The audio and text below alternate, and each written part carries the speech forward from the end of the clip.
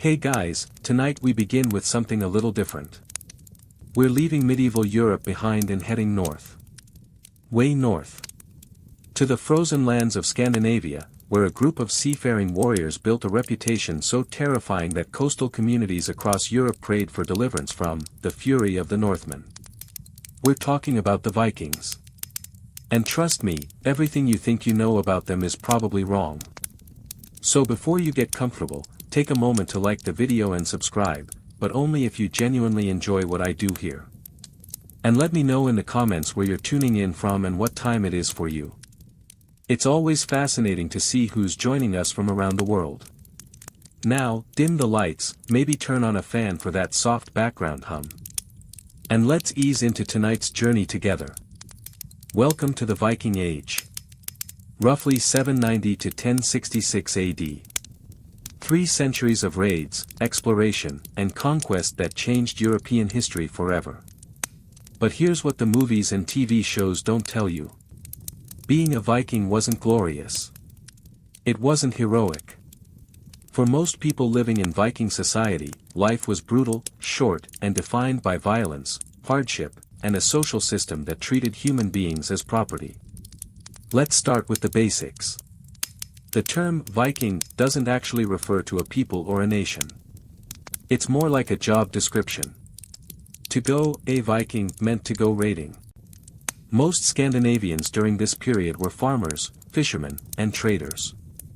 They only became Vikings when they got on a ship and sailed off to rob, kill, and enslave people in foreign lands.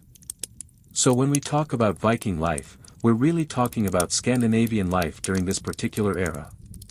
And that life was hard. Incredibly hard. The geography alone is trying to kill you.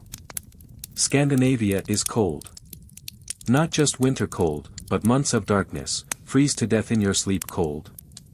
Summers are short. The growing season is even shorter. You're trying to farm in soil that's rocky and poor. You're fishing in waters that are dangerous and unpredictable. You're hunting in forests where the wildlife can kill you just as easily as you can kill it. Survival isn't guaranteed. It's something you fight for every single day. Your home is a longhouse. Sounds impressive, right? It's not.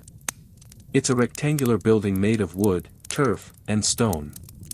One long room where your entire extended family lives together. Humans, livestock, all under the same roof. There's a fire pit in the center for cooking and heat, but there's no chimney. The smoke just hangs in the air and eventually seeps out through gaps in the roof. Your eyes water constantly. Your lungs fill with smoke. Breathing is an activity that slowly damages you over time. The floor is packed earth. You sleep on benches along the walls, covered with furs and whatever cloth you can afford. Privacy doesn't exist. You hear everything. See everything. The smell of unwashed bodies, animal waste, and smoke is constant. This is home. This is where you're born, where you live, and quite possibly where you'll die. Assuming you don't die at sea. Or in a raid. Or in a blood feud. Or from disease. Or starvation. The list of things that can kill you is long. Let's talk about the social structure because this is important. Viking society has 3 main classes. At the top are the jarls, the nobility. They own land, ships, and people. They make the decisions. They lead the raids. They get the best of everything. Below them are the carls, free farmers, and craftsmen. This is probably where you'd be if you're lucky. You own some land, maybe. You have some rights. You can carry weapons. You participate in the thing, which is the local assembly where free men gather to settle disputes and make laws. But you're still beholden to the jarls above you. And then, at the bottom, are the thralls. Slaves. And we'll talk much more about them later, but understand this now. A huge portion of Viking society's labor is done by enslaved people. People captured in raids. People born into slavery. People sold by their own families because times were too hard. Thralls have no rights, no freedom, no future. They're property. Tools that happen to breathe. Viking culture glorifies violence. This isn't a criticism, it's just a fact. Strength, courage in battle, and the willingness to kill are the qualities that bring honor. Poetry, the sagas that Vikings love, they celebrate warriors who die gloriously in combat. The highest heaven, Valhalla, is reserved for those who fall in battle. There's no Valhalla for farmers who die peacefully in their beds. No eternal feasting for the craftsman who lives a long, quiet life. Glory comes from violence. Honor comes from bloodshed. The environment, the social structure, the cultural values. All of it creates a world where life is cheap and death is common. Where might makes right and the strong prey on the weak. Where going on a raid to steal from defenseless monks or enslave foreign villagers is considered not just acceptable but admirable. A way to gain wealth, status, and glory. This is the Viking Age. Not the sanitized version you see in entertainment. Not the noble warriors fighting for honor and freedom. The real thing. Brutal. Violent. Unforgiving. A world where survival depends on your willingness to take what you need from others, no matter the cost. Over the next few hours, we're going to uncover the dark secrets of Viking life. The parts they don't show you in the movies. The slavery. The blood feuds. The reality of raiding. The diseases. The harsh winters. The pagan rituals that involved human sacrifice. All of it. Because the Vikings weren't heroes. They were humans living in desperate circumstances, doing desperate things to survive. An understanding that makes their story far more interesting than any myth. So settle in. Get comfortable. And prepare to see the Viking Age as it really was. Dark, brutal, and absolutely fascinating that you've survived your first night in a smoke-filled longhouse. Congratulations.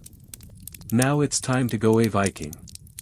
Which means getting on a ship and sailing across some of the most dangerous waters in the world. The Viking longship is famous. It's an engineering marvel. Sleek, fast, able to navigate both open ocean and shallow rivers. But here's what the history books don't emphasize. Life on that ship is absolutely miserable. Let's start with the ship itself. A typical longship is maybe 60 to 80 feet long. Narrow. Open to the elements. There's no cabin. No shelter.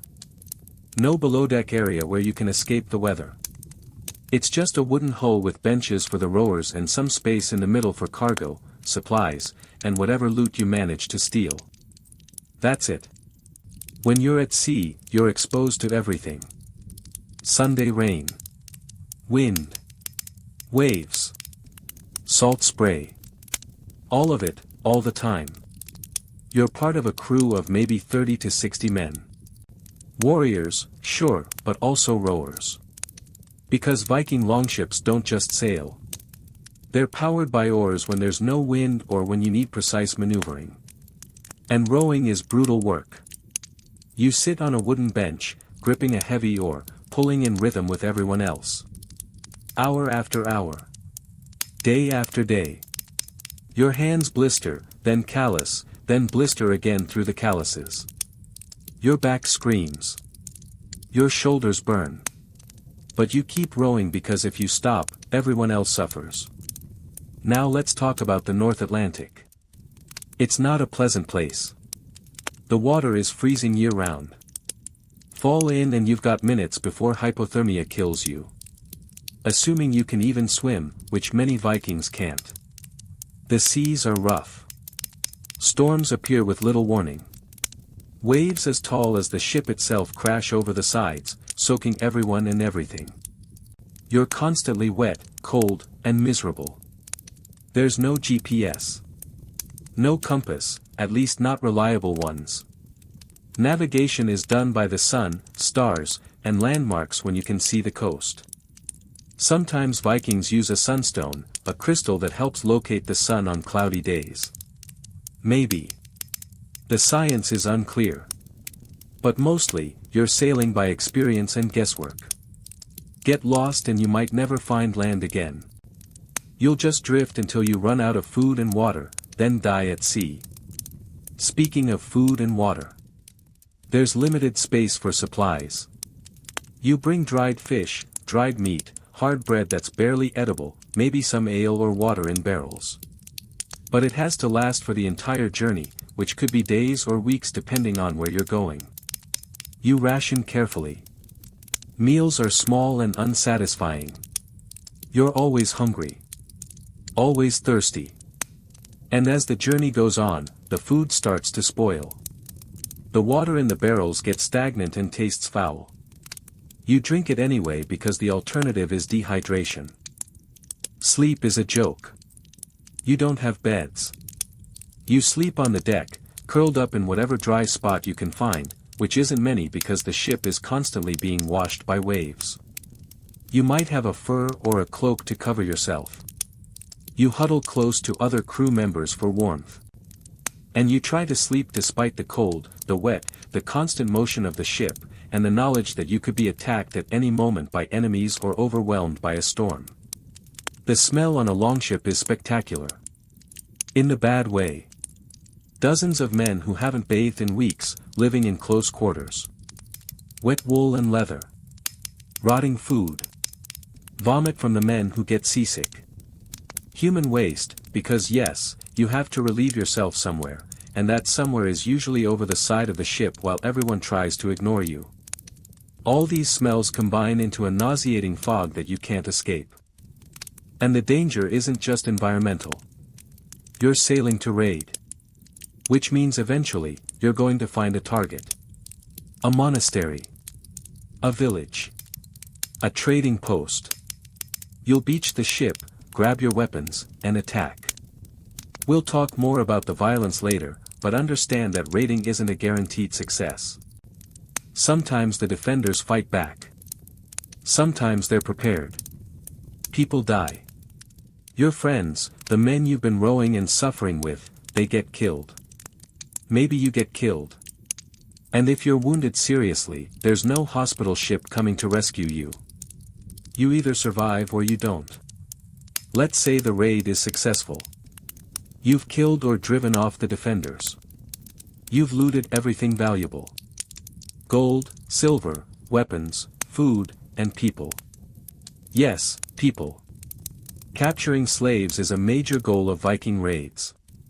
You grab women, children, young men. Anyone who can be sold or used for labor. You bind them, throw them in the ship, and sail home.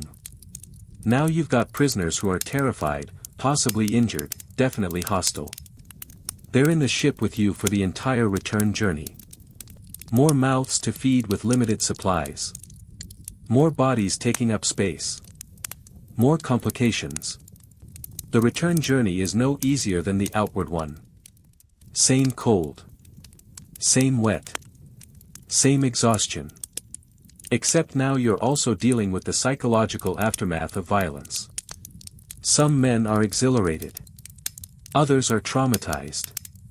You've seen terrible things. Done terrible things. And you've got days at sea to think about it while you row. Even if everything goes perfectly, the ship itself is dangerous.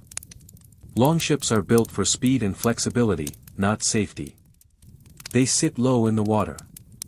A bad storm can swamp them. The mast can break. The hull can crack if you hit rocks. Ships sink. Regularly. Entire crews are lost. The sea doesn't care about your reputation as a fierce warrior. It'll kill you just as easily as it kills anyone else. And here's the thing that really makes Viking seafaring brutal. You do this repeatedly. One successful raid makes you want to go on another. One profitable trading voyage leads to the next. You spend weeks, months, sometimes years of your life on these ships. The cumulative toll on your body is immense. The cold damages your joints. The constant rowing destroys your back and shoulders. The sun and salt air age your skin prematurely. By your 30s, if you live that long, you look like you're 50. The Viking longship is an incredible achievement. It allowed Scandinavians to reach Iceland, Greenland, even North America centuries before Columbus. It enabled trade networks that spanned from Constantinople to Canada. But for the men who actually sailed them, who lived and worked and suffered on those ships, they were floating prisons. Beautiful, effective, absolutely miserable floating prisons. So the next time you see a romantic image of Vikings sailing into the sunset, remember what that actually meant. Freezing water. Constant hunger. Exhausting labor. The smell of unwashed bodies and rotting food. The fear of storms and enemies. And the knowledge that every voyage might be your last. That's the reality of life at sea in the Viking Age. Welcome aboard. You've survived the voyage. Your longship beaches on a foreign shore. You grab your axe, your shield, and you run toward the target. Maybe it's a monastery. Maybe it's a coastal village. This is what Vikings are famous for. The raids. The violence. The terror they inspired across Europe. But let's talk about what raiding actually involved. Because it wasn't glorious combat between equals. It was organized brutality against defenseless people. The most famous early raid is Lindisfarne in 793 AD. A monastery on the coast of England. The monks there had no weapons, no military training. They were scholars and holy men living in one of the most isolated places in Britain. The Vikings showed up, killed many of them, stole everything valuable, and captured the rest to sell as slaves. This wasn't a battle. It was a massacre. And it set the pattern for decades of raids to come. Why monasteries? Simple. They're rich. Christian churches and monasteries accumulate gold, silver, precious relics. They're located in isolated places, which makes them easy targets. And the people there don't fight back. It's perfect for raiders who want maximum profit with minimum risk. You sail in, overwhelm the handful of monks, take everything, and sail away before any military force can respond. Viking tactics are based on speed and surprise. You don't announce your arrival. You attack at dawn when people are still waking up. You come from the sea where no one expects danger. You hit hard, grab what you can, and leave before organized resistance arrives. The goal isn't conquest. It's theft. Murder and enslavement are just tools to make the theft easier. Let's talk about what happens during a raid. You and your crew storm ashore. People are screaming. Running. Trying to hide. You kill anyone who resists. Men, women, doesn't matter. If they have a weapon or look like they might fight, they die. The killing is quick and brutal. Axes splitting skulls. Swords opening bellies. Spears through chests. There's no honor in it. No single combat or fair fights. Just overwhelming violence designed to break resistance immediately.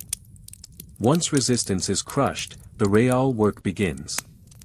You search buildings for valuables. Gold, silver, weapons, tools, food. Anything portable and valuable gets taken. You burn what you can't take to prevent anyone from using it after you leave. And you round up prisoners. Young women and children are valuable as slaves. Strong men too, though they're more likely to resist, so many just get killed. The old and sick. Usually killed as well. They're not worth the trouble of transporting. The prisoners are bound and dragged to the ships. They're terrified. Many have just watched their families murdered. They're being taken from everything they know to be sold into slavery in a foreign land. Some try to resist and get beaten or killed. Others go into shock. Children cry. Women plead. The Vikings ignore it all. This is business. Emotions don't factor in. Here's what the sagas don't tell you. Raiders die too. Regularly. Maybe the village has a few warriors. Maybe someone gets lucky with a farming tool used as a weapon. Raiding is dangerous. You might take an arrow. Get stabbed. Hit your head falling off the ship. Drown in shallow water weighed down by armor. The mortality rate for Viking raiders is significant. It's just that the defenders usually die in much larger numbers. And then there's the voyage home with your captives and loot. The people you've enslaved are traumatized, hostile, and desperate. You have to watch them constantly. Feed them enough to keep them alive but not so much that you run out of supplies. Keep them bound so they can't attack or jump overboard. It's another layer of difficulty added to an already miserable sea voyage. But let's say everything goes well. You make it home with treasure and slaves. Now what? You divide the loot. The Jarl who organized the raid takes the largest share. Then it's distributed among the crew based on status and contribution. If you're a young warrior on your first raid, you're getting the smallest share. Maybe enough silver to buy some land or livestock. Maybe not even that. The economics of raiding heavily favor those already wealthy and powerful. The slaves get sold at markets. There are established slave trading networks across Viking territories. A healthy young woman might fetch a good price. Children are cheaper but still valuable. Your prisoners, the people whose lives you've destroyed, they're just commodities now. You've probably already forgotten their faces. And violence doesn't just happen on raids. It's woven into daily Viking life. Disputes are settled with duels. Blood feuds between families can erupt over insults or accidents. If someone kills your relative, honor demands vengeance. You kill them or someone in their family. Then they're obligated to avenge that death. The cycle continues, sometimes for generations, until one family is destroyed or both sides agree to compensation payments called wergild. But often, pride prevents peace. The killing continues. Viking warriors also fight each other. There are no professional armies. When jarls have disputes or ambitious men want power, they gather their followers and fight. Small wars break out between neighboring regions. Battles are chaotic, brutal melees. Shield walls crash together. Men hack at each other with axes and swords. The wounded fall and get trampled. There's no medical corps to save you. If you're injured badly, you probably die. Either from the wound itself or from infection afterward. This is Viking warfare. Not heroic duels or noble combat. Just violence as a tool for profit and power. Murder as a business model. Enslavement as standard practice. The Vikings were effective warriors because they were willing to be absolutely ruthless. They attacked the weak, took what they wanted, and left destruction behind them. That's the reality. That's the dark secret that the legends often leave out. They weren't heroes fighting for honor. They were raiders fighting for silver and slaves. You've survived the raid. You've made it home with loot and captives. Now let's talk about what happens to those captives. Because slavery is absolutely central to Viking society. It's not an occasional practice or a wartime measure. It's foundational. The entire economic system depends on enslaved labor. And if you're unlucky enough to become a thrall, your life becomes a living nightmare. First, understand the scale. Estimates suggest that thralls make up somewhere between 10 and 30% of the Scandinavian population during the Viking Age. We're talking about tens of thousands, possibly hundreds of thousands of enslaved people. Some are captured in raids. Others are born into slavery. Some are sold into slavery by their own families during famines or hard times. And once you're a thrall, you're property. Not a person with rights. Property. The word thrall itself becomes synonymous with slavery in Old Norse. If you're called a thrall, you're the lowest of the low. You have no legal protections. Your owner can beat you, sell you, kill you. There are no laws preventing any of this. You're not even allowed to carry weapons. In a society where being armed is a mark of free status, thralls are deliberately kept defenseless. So what does a thrall's life actually look like? It depends on where you end up and who owns you. Some thralls work in households, doing domestic labor. Cooking, cleaning, spinning wool, making clothes. This is relatively better than the alternative, though better is relative. You're still enslaved. Still have no freedom. Still subject to your owner's whims. And female household thralls face an additional horror. Sexual abuse. Your owner can use you however they want. Any children born from these rapes are also thralls. The cycle continues. Agricultural thralls have it worse. You work in the fields from sunrise to sunset. Plowing, planting, harvesting. The hardest physical labor in the worst conditions. You're given minimal food because feeding thralls costs money and owners want to maximize profit. You're housed in the worst accommodations, often in outbuildings that are barely more than sheds. Cold in winter. Sweltering in summer. No comfort. No rest beyond what's necessary to keep you working. Then there are the industrial thralls. Those working in mines, quarries, or on large construction projects. This is hell. The work is backbreaking. The conditions are deadly. Accidents are common. Injuries that would heal with proper care become permanent disabilities or death sentences. And there's no medical care for thralls. You're valuable as long as you can work. Once you can't, you're disposed of. Thralls can be bought and sold at markets just like livestock. There are established prices based on age, health, skills, and gender. Young healthy people are expensive. The old and sick are cheap. Sometimes families are separated. Mother sold to one buyer. Children to another. The Vikings don't care. These are business transactions. The emotional devastation they cause doesn't factor into the price. Your owner can also trade you for goods. Need a new sword? Trade a thrall. Want some silver? Sell a few thralls. It's that casual. Human beings reduced to currency. And the thralls themselves have no say in any of it. You might be owned by someone relatively decent one day, then sold to a brutal master the next. Your fate is entirely in others' hands. Death is common among thralls. The combination of hard labor, poor nutrition, lack of medical care, and abuse means thralls die young. Work you to death and buy another one is the general philosophy. Some owners are more pragmatic and take better care of valuable thralls, but that's economics, not kindness. You're being kept alive because you're useful, not because anyone cares about your well-being. Here's something particularly dark. When a wealthy or important person dies, sometimes their thralls are killed and buried with them. The idea is that the dead person will need servants in the afterlife.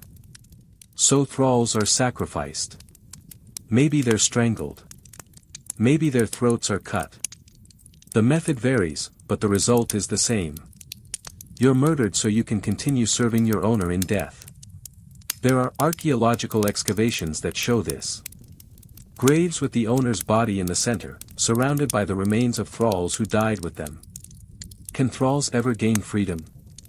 Sometimes. It's rare, but it happens. An owner might free a thrall in their will.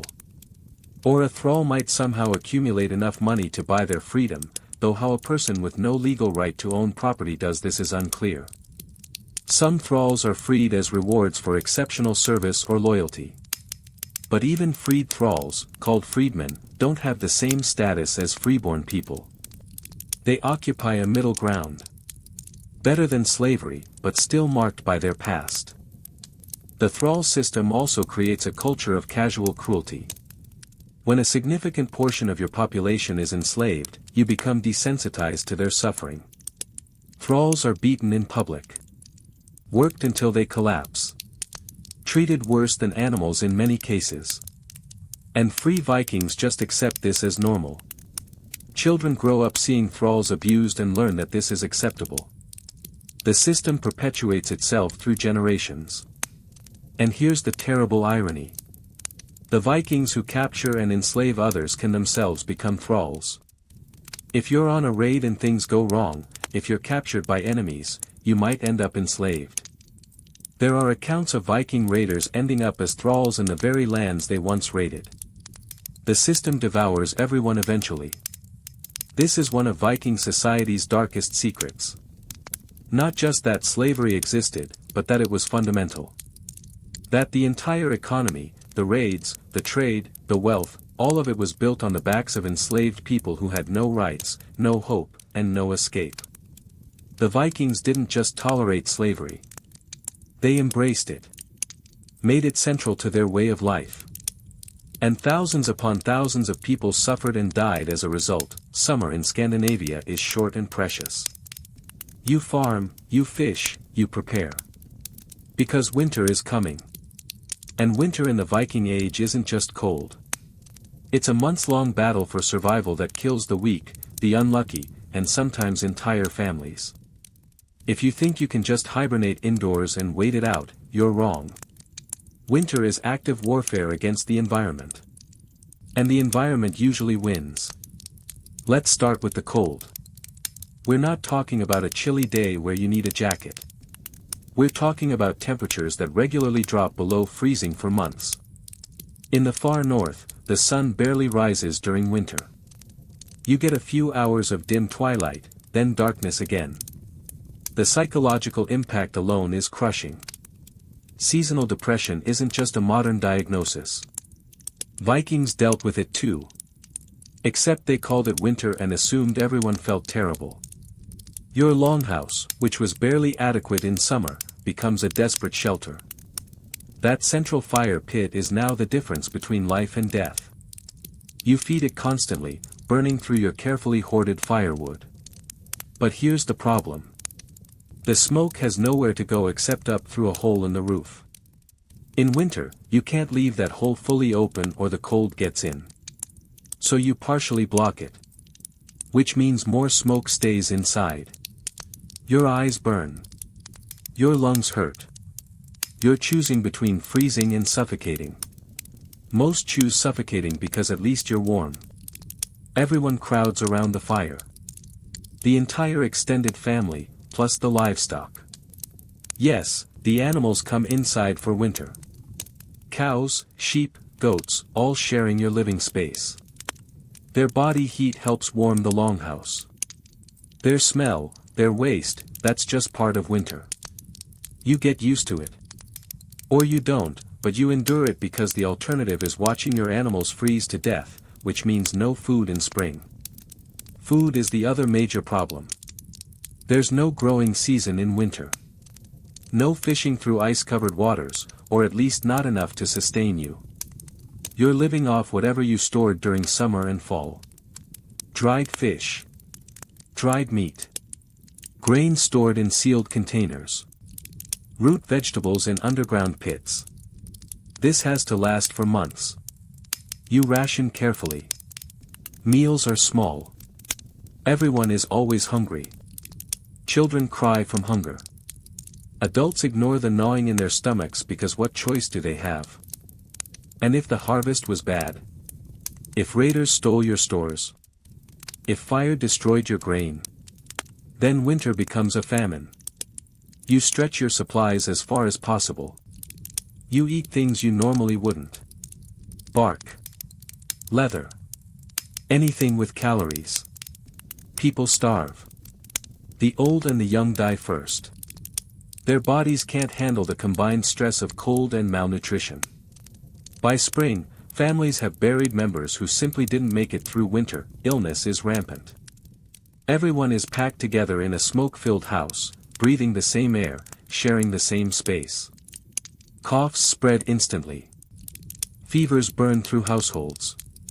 Respiratory infections are common and deadly. There's no medicine beyond herbal remedies that might help or might do nothing. Certainly no antibiotics. You either fight off the illness or you die. Many die. Chilblains, frostbite, hypothermia. These aren't abstract concerns. They're constant threats. Your extremities are always cold. Fingers and toes go numb. In severe cases, frostbite sets in. Tissue dies. Infection follows. People lose fingers, toes, sometimes entire hands or feet to frostbite. And in a society where manual labor is everything, losing a hand means losing your livelihood.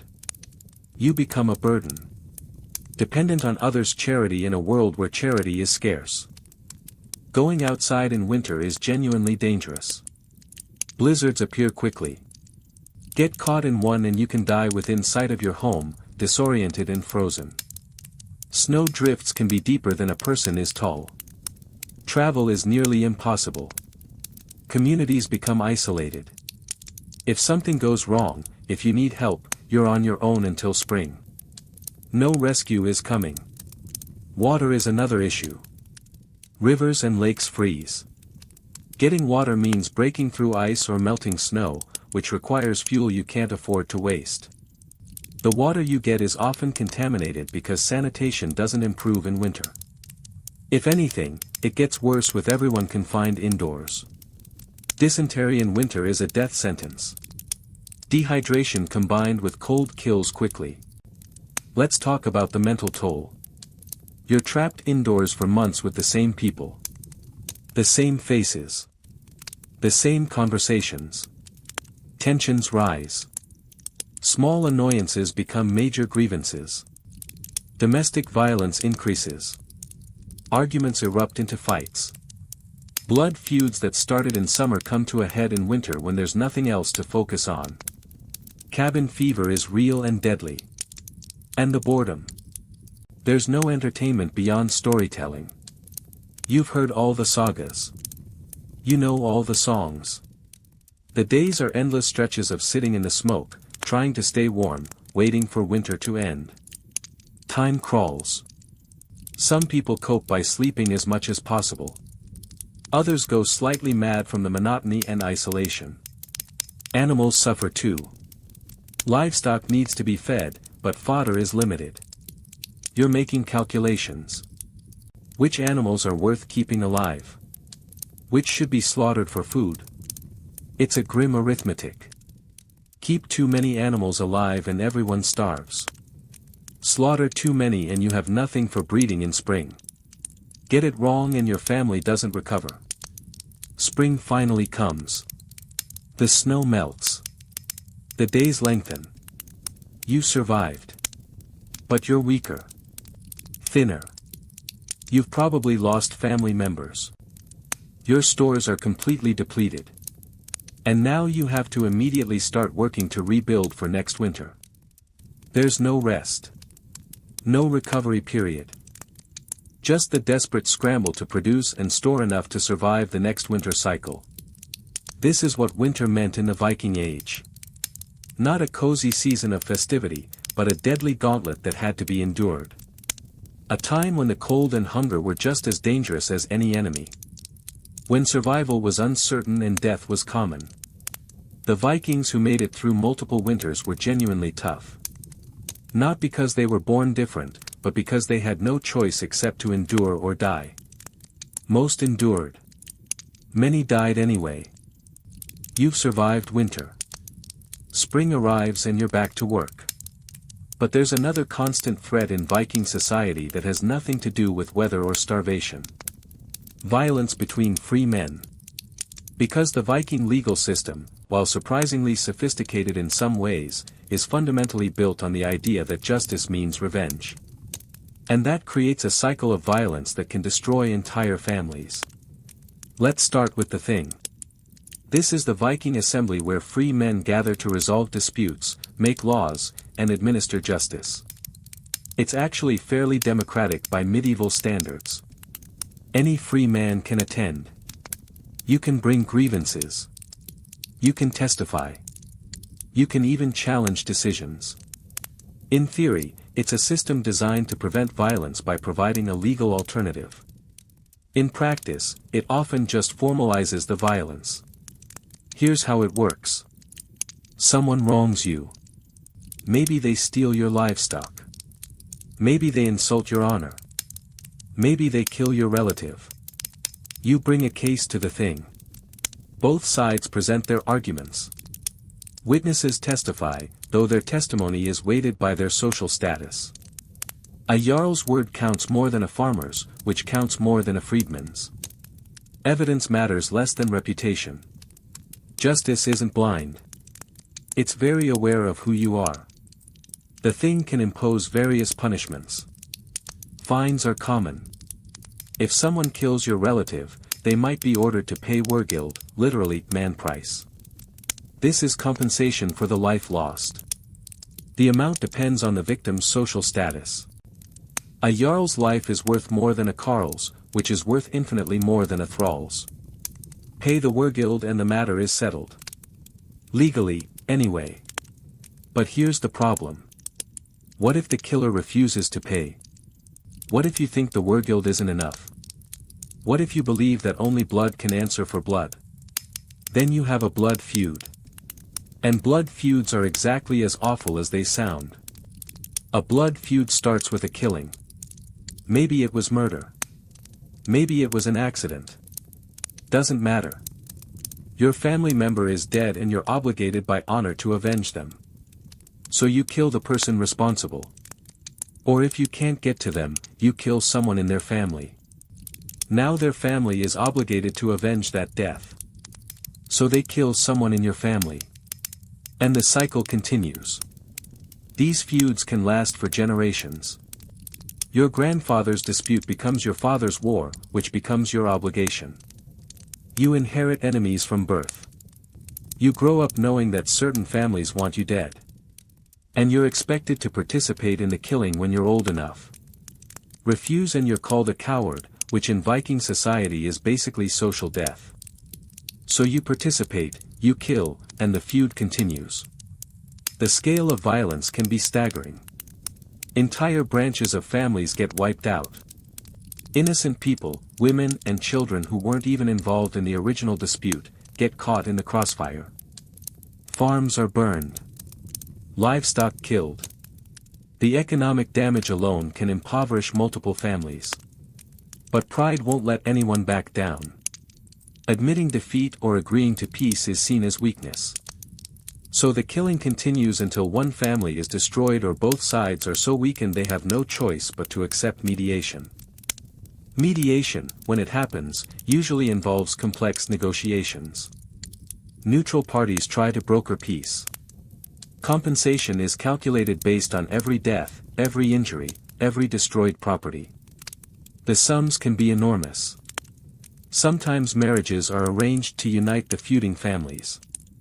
A daughter from one family marries into the other, creating kinship bonds that make further violence theoretically unacceptable. Sometimes this works.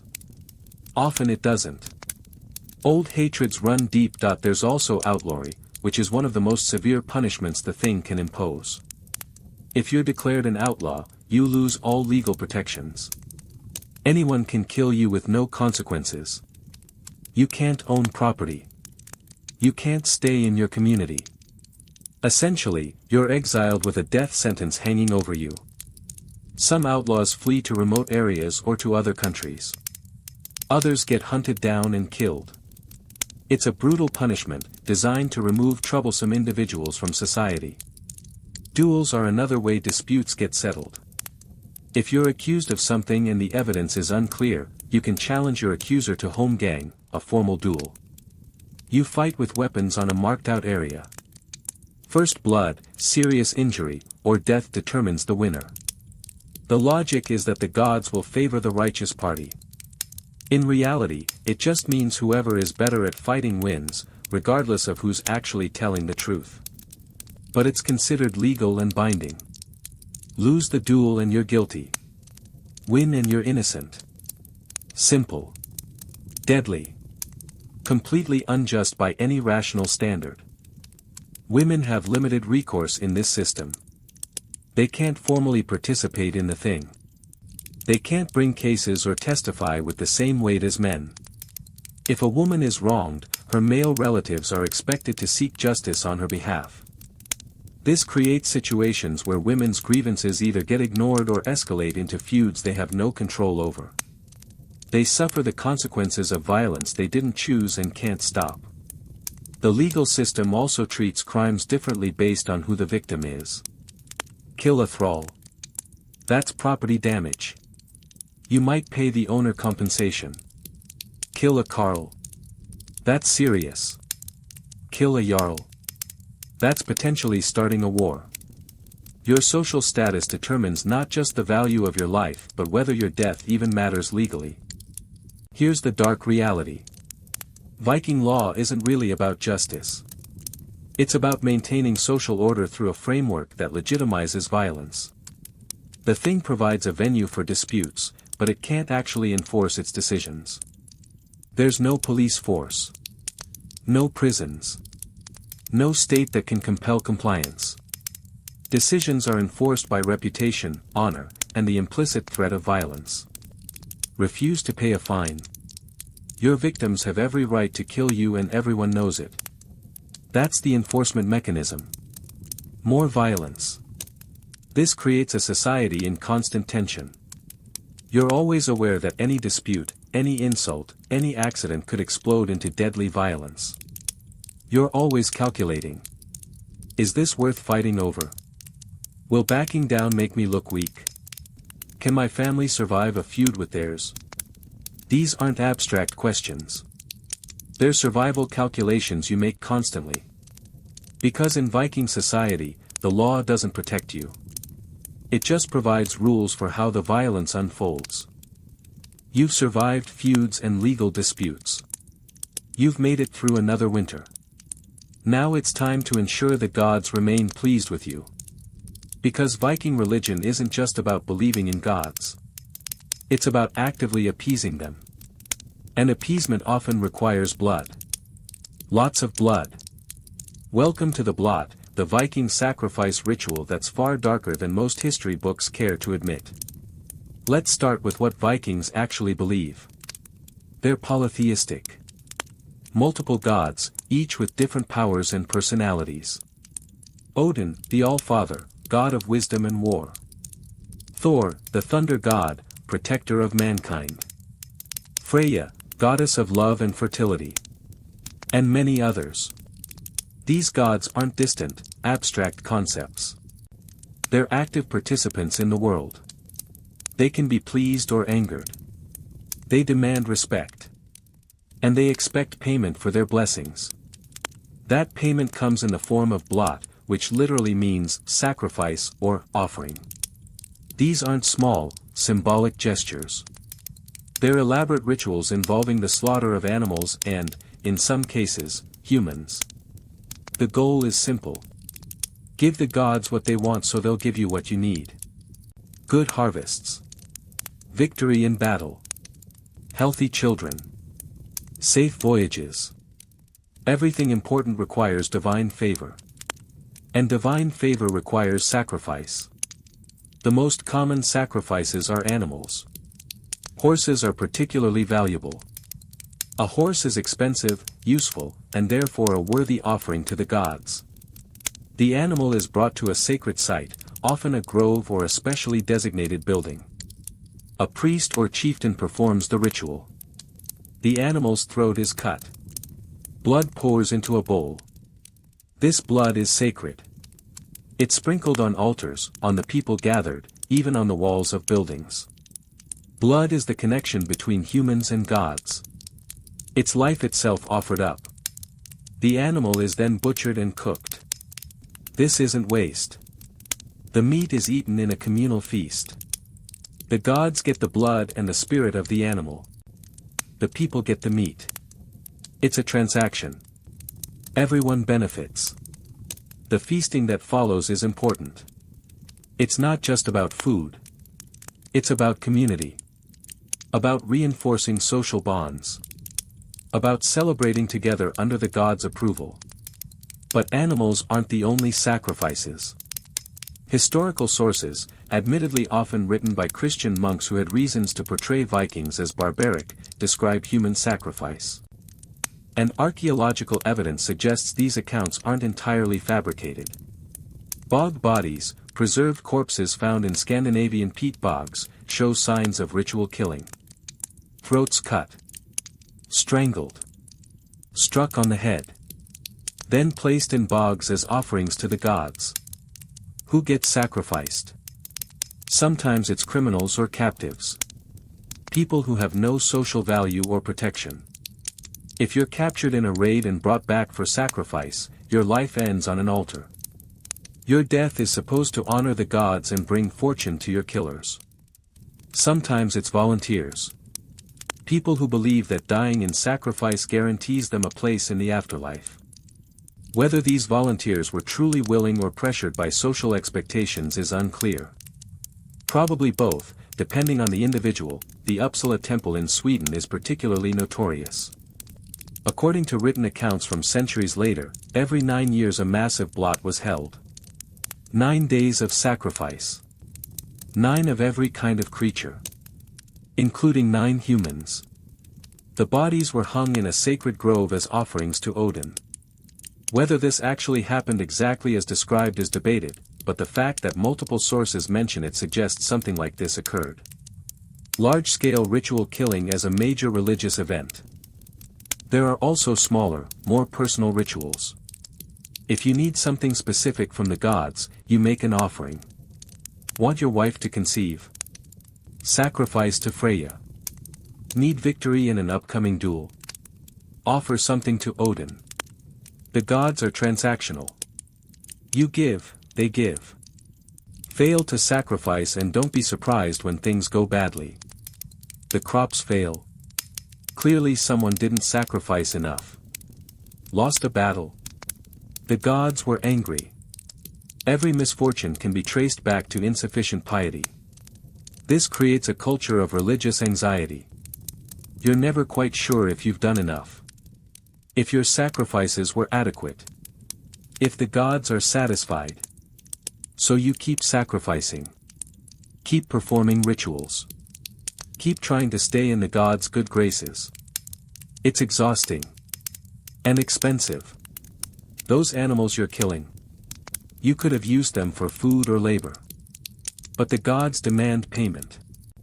So you pay. The rituals themselves can be brutal.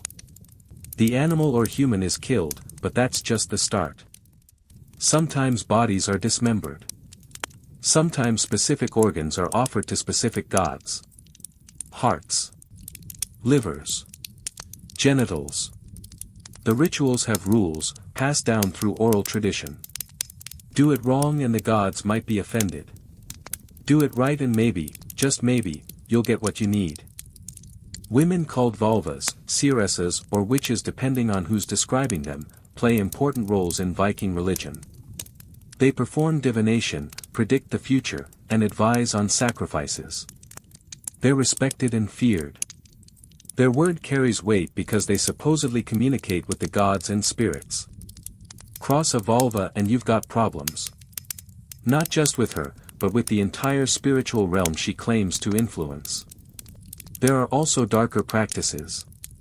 Sigur, a form of magic associated with Freya, involves rituals that other Vikings find unsettling. It's considered unmanly for men to practice it, though some do anyway. Sigur can supposedly control weather, curse enemies, see the future. Whether it actually works is irrelevant. People believe it works. And belief shapes behavior. If someone thinks they've been cursed by Sigur, that psychological impact can be as damaging as any real curse. When Christianity arrives in Scandinavia, it doesn't replace Viking religion immediately. For decades, sometimes centuries, the two coexist. Some Vikings hedge their bets. They sacrifice to Odin but also pray to Christ. Whatever works, right? But eventually, Christianity wins. The blot rituals are banned. The sacred groves are cut down. The temples are destroyed or converted to churches. Viking paganism goes underground, then gradually disappears. But during the Viking Age itself, religion is bloody, immediate, and demanding. The gods are present. They influence everything. And they require constant appeasement through sacrifice. Blood for blessings.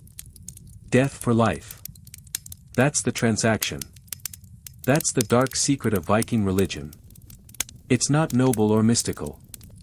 It's transactional and brutal. Give the gods what they want or suffer the consequences. And what they want is blood. When your husband goes on raids or trading voyages, you're in charge. You run the farm or business. You make decisions. You manage workers, including any thralls your household owns.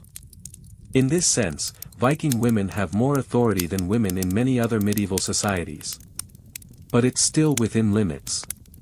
You're managing, not owning. Acting as a proxy, not as an independent agent. And your authority ends the moment your husband returns. There are legal protections, sort of. A woman can divorce her husband under certain circumstances.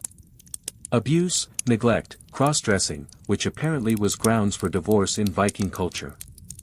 If you divorce, you get back your dowry and sometimes a portion of shared property. But divorce is socially complicated and economically risky. Where do you go? Back to your birth family if they'll take you. Otherwise, you're on your own in a society where single women have few options. You can own property in some cases. Inherit land if there are no male heirs. Control wealth. But this is rare. Most property passes through male lines. Most women never own significant assets.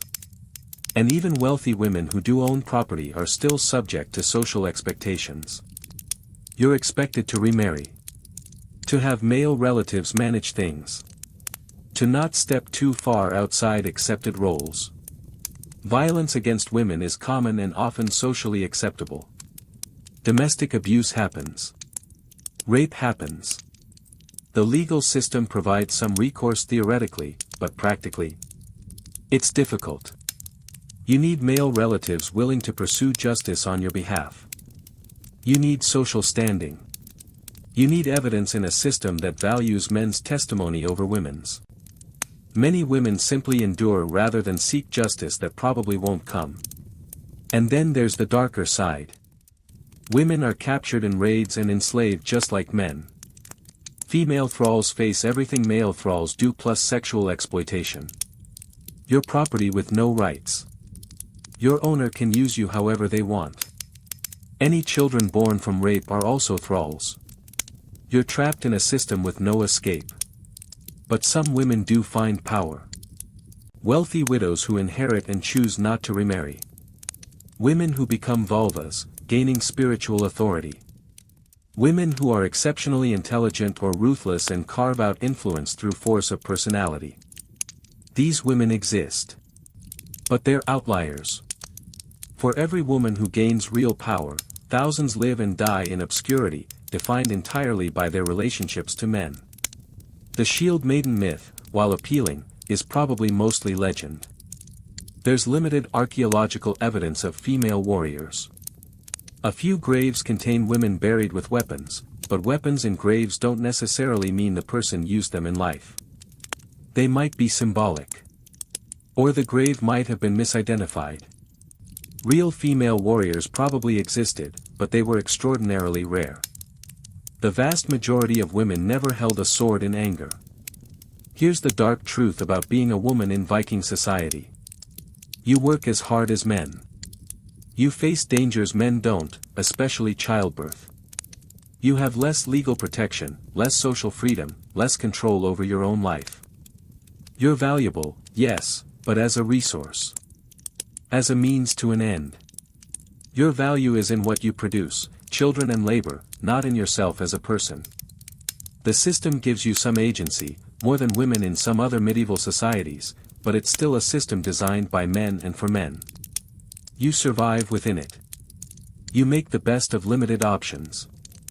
And sometimes, if you're very lucky or very clever, you carve out a small space of power for yourself. But for most women, Viking life meant endless work, repeated pregnancy, and early death. The shield maidens made good stories.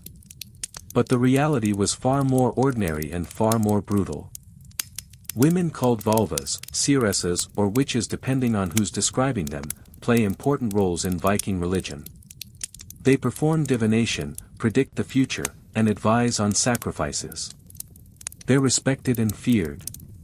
Their word carries weight because they supposedly communicate with the gods and spirits. Cross a vulva and you've got problems. Not just with her, but with the entire spiritual realm she claims to influence. There are also darker practices. Seidr, a form of magic associated with Freya, involves rituals that other Vikings find unsettling. It's considered unmanly for men to practice it, though some do anyway. Seidr can supposedly control weather, curse enemies, see the future. Whether it actually works is irrelevant. People believe it works. And belief shapes behavior. If someone thinks they've been cursed by Seidr, that psychological impact can be as damaging as any real curse. When Christianity arrives in Scandinavia, it doesn't replace Viking religion immediately. For decades, sometimes centuries, the two coexist. Some Vikings hedge their bets. They sacrifice to Odin but also pray to Christ. Whatever works, right? But eventually, Christianity wins. The blot rituals are banned. The sacred groves are cut down. The temples are destroyed or converted to churches. Viking paganism goes underground, then gradually disappears. But during the Viking Age itself, religion is bloody, immediate, and demanding. The gods are present. They influence everything. And they require constant appeasement through sacrifice. Blood for blessings.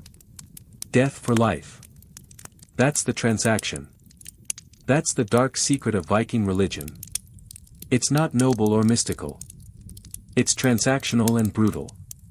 Give the gods what they want or suffer the consequences. And what they want is blood. The sagas tell stories of shield maidens. Warrior women who fought alongside men. Lagertha. Freydis Eriksdottir. Heroic figures who commanded respect and fear. It's an appealing image. Women with agency in a brutal world. But here's the reality. For most women in Viking society, life was defined by childbirth, labor, and subordination. The shield maidens make good stories. But they were exceptions, if they existed at all. Let's talk about what being a woman actually meant in the Viking Age. First, understand that you have value. But it's not the kind of value you'd want. You're valuable as a producer of children. As a worker. As a piece in political alliances through marriage. Your father owns you until you're married. Then your husband owns you. If he dies, ownership might pass to his family or back to yours. You're never truly independent. Even wealthy women, women who manage estates and businesses, do so within a framework of male authority. Marriage happens young. Puberty or shortly after. You don't choose your husband. Your family arranges it based on political or economic considerations. Love isn't a factor. Compatibility isn't a factor. You're told who you're marrying and you marry them. Refuse and you dishonor your family. In a society built on honor, that's not really an option. So you marry the man chosen for you, move to his home, and begin your new life. Your primary duty is producing children. Especially sons. Sons inherit property. Sons continue the family line. Sons become warriors. Daughters are useful for future marriage alliances, but sons are what everyone wants. You're expected to get pregnant quickly and keep having children until you physically can't anymore or you die. And childbirth, as we've established in other contexts, is incredibly dangerous with medieval medical knowledge. Many women die in childbirth. The statistics are grim. Somewhere between 1 and 2% chance of death per birth. You'll probably have 6 or 7 pregnancies if you survive that long. The cumulative risk is enormous. Surviving to old age as a woman often means you've successfully navigated multiple potentially fatal births. Those who don't survive leave behind children who need care and husbands who need new wives. Remarriage is common. The cycle continues. Between pregnancies, you're working. Constantly. Viking women aren't confined to the home in the way medieval European women sometimes are. You work the farm. You tend animals. You make clothes, which is a massive undertaking involving shearing sheep, processing wool, spinning thread, weaving cloth, and sewing garments. All by hand. All time-consuming. You preserve food for winter. You cook. You clean. You manage the household. The workload is crushing. You've survived raids, winters, feuds, and childbirth. But there's one enemy that kills more Vikings than all the others combined. Disease. Because in the Viking Age, medicine is a combination of folk remedies, superstition, and prayer. Sometimes it works. Usually it doesn't. And when you get seriously sick or injured, your chances of survival are basically a coin flip. Let's talk about what happens when your body fails you in a world with no real medical knowledge. Start with the basics. Vikings don't understand germ theory. They don't know about bacteria or viruses. They think disease is caused by bad air, evil spirits, curses, or the gods being angry. So their treatments address these imaginary causes rather than the actual problems. Got a fever? That's clearly an imbalance of hot and cold humors. The cure? Bloodletting, herbs, and prayers. Will this help? No. Will it make things worse? Possibly. But it's all they have. Common diseases kill constantly. Tuberculosis spreads through the crowded, smoke-filled longhouses. You cough blood. Waste away. There's no cure. You either recover on your own or you die slowly over months. Dysentery from contaminated water kills through dehydration. You spend days in agony before death finally comes. Parasites are everywhere. Intestinal worms are so common that having them is basically normal. They steal nutrition from your already inadequate diet, making you weaker, more susceptible to other illnesses. Wounds are especially dangerous. Cut yourself while working. That might kill you. The wound gets infected. You develop a fever. The infection spreads. Your whole arm swells up, turns red, starts oozing pus. Viking healers might try to drain the infection, burn it with hot iron, pack it with herbs. Sometimes this works. Often it doesn't. Sepsis sets in. Your organs shut down. You die in agony. All from a simple cut that modern medicine would treat with a bandage and maybe some antibiotics. Battle wounds are even worse. Get stabbed or slashed in combat and you're facing massive infection risk. There's no concept of sterilization. The weapons that cut you are filthy. The hands that treat you are filthy. Everything about the process introduces more bacteria into your wound. If the injury doesn't kill you immediately, the infection probably will. Viking warriors who survive battles often die days later from infected wounds. Broken bones are a special kind of nightmare. There's no anesthesia. When someone sets your broken bone, you feel every second of it. Multiple people hold you down while the bone setter manipulates your limb back into place. You scream. You might pass out from pain. Then they splint it with wood and hope it heals properly. Often it doesn't. Bones set crooked. You're left with permanent disabilities. Limbs that don't work right. Chronic pain for the rest of your life. Dental problems are universal. Everyone has tooth decay. There's no toothpaste, no dental care. Your teeth rot slowly. The pain is constant. Eventually, abscesses form. Infections in your jaw that can spread to your brain and kill you. If you're lucky, the tooth falls out on its own. If not, someone pulls it. With pliers. While you're awake. The pain is unimaginable. And you probably have to go through this multiple times because multiple teeth are rotting.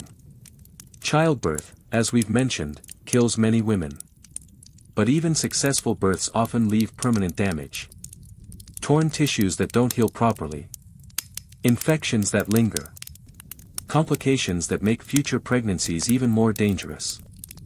Women who survive multiple births often have chronic pain, incontinence, other problems that medieval medicine can't address. You just live with it. Children die in staggering numbers. Infant mortality is roughly 1 in 3. Some die at birth. Others die from disease in their first year. Measles, smallpox, whooping cough. These diseases sweep through communities and kill children by the dozens. Parents expect to lose children. It's not a question of if, but how many. You might have 6 children and only 2 survive to adulthood. That's normal. That's just how things are. The Vikings do have some herbal remedies that actually work. Willow bark for pain, which contains compounds similar to aspirin. Certain plants that fight infection. Honey for wounds, which actually has antibacterial properties. But these useful remedies are mixed in with useless ones. Magical thinking. Superstition. You can't tell what works from what doesn't because there's no scientific method. So you try everything and hope something helps. There are also more extreme measures. Trepanation, drilling holes in skulls to release pressure or evil spirits. Archaeological evidence shows this was practiced. Some people survived it, which is terrifying to consider. Imagine having your skull drilled while awake. The pain. The fear. And for what? It rarely helped the underlying problems. The vulvas and healers who provide medical care have some genuine knowledge passed down through generations. They know which herbs help with what symptoms. They can set bones, stitch wounds, assist with childbirth. But their knowledge is limited and mixed with superstition. They're doing their best with inadequate information. Sometimes they save lives. Often they can't. Death is common.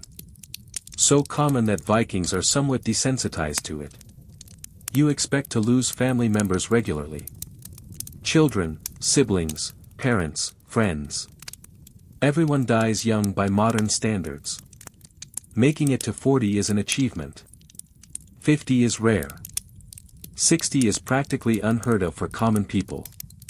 You live fast, you die young, and you hope the gods grant you a good death in battle so you can go to Valhalla instead of the less glorious afterlife in hell.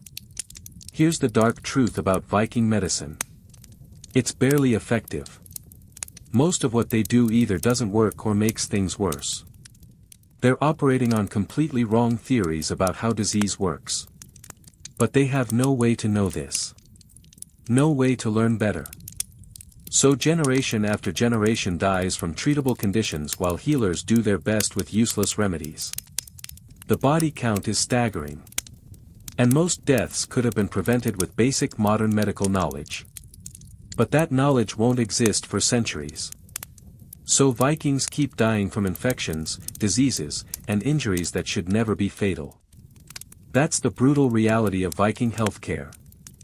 Or the lack of it. So here we are. You've made it through the Viking Age.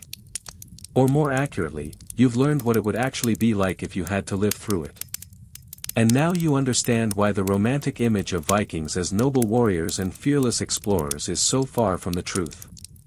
Let's talk about what we've really discovered tonight. Because the Vikings weren't heroes.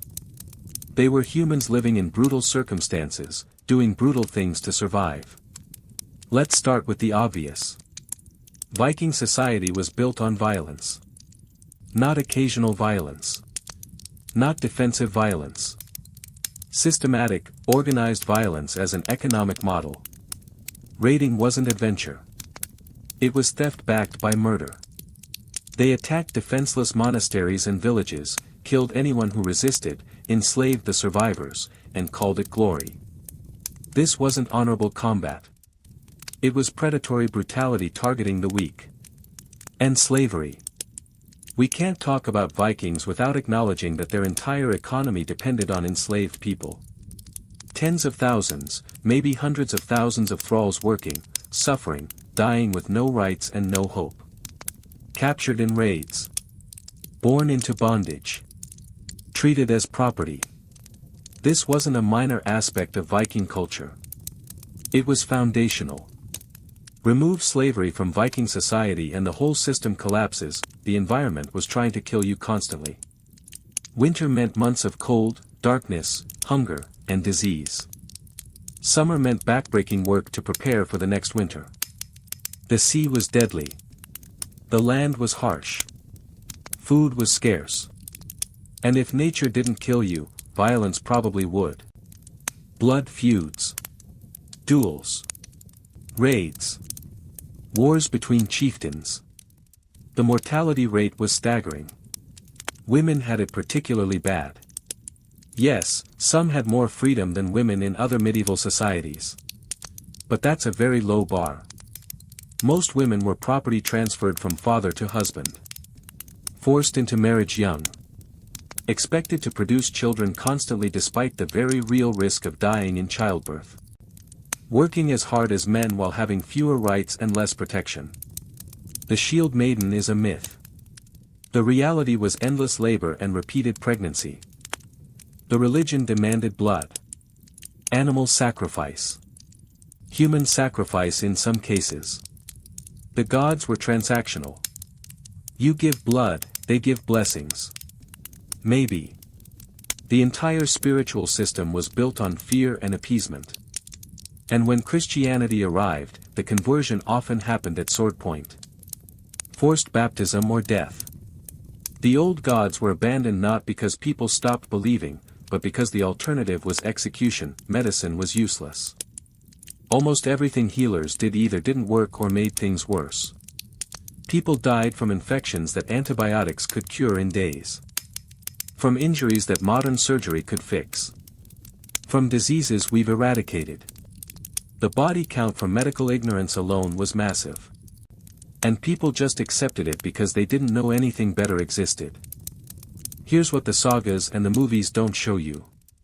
The constant hunger. The smoke-filled longhouses. The parasites. The infected wounds. The children dying. The women bleeding out in childbirth. The thralls worked to death. The old people abandoned because they couldn't contribute anymore. The brutality wasn't occasional.